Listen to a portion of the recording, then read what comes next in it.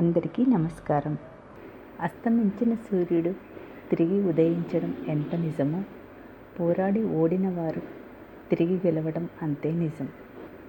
అవినీతి మార్గంలో జీవించే ధనికుడి కన్నా నిజాయితీగా బ్రతికే నిరుపేద ఎంతో మేలు. తెలియక తప్పులు చేసేవాడు అమాయకుడు, తెలిసి తప్పులు చేసేవాడు మూర్ఖుడు. అమాయకుణ్ణి మార్చవచ్చు, కానీ మూర్ఖుణ్ణి మార్చలేము. విజయానికి ఒకే ఒక మార్గం మరొకసారి ప్రయత్నించడమే.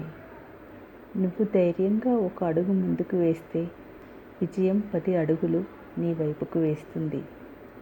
తన ఆదాయాన్ని మించిన వ్యయం ఉంటే ఎవరూ ధనవంతులు కాలేరు.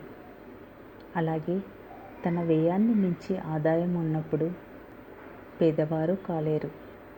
సంపాదించడం అందరికీ తెలుసు, కానీ దానిని ఏ విధంగా ఖర్చు పెట్టుకోవాలి అనేది లక్షల్లో ఒక్కరికే తెలుస్తుంది.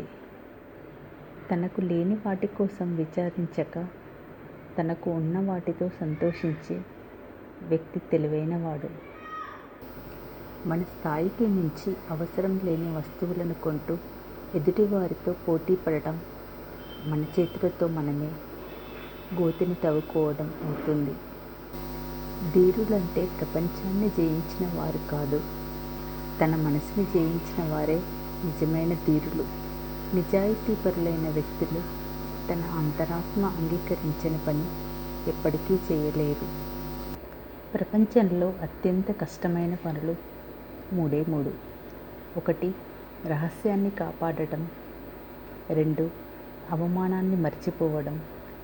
3. సమయాన్ని సద్వినియోగం చేయడం. మనుషులు 2 రకాలు. 1. పని చేసేవాళ్ళు. 2. గొప్పలు చెప్పుకునేవాళ్ళు. మొదటి వారితో ఉండడమే నయం, ఎందుకంటే అక్కడ పోటీ తక్కువ కనుక. కాదంటారా?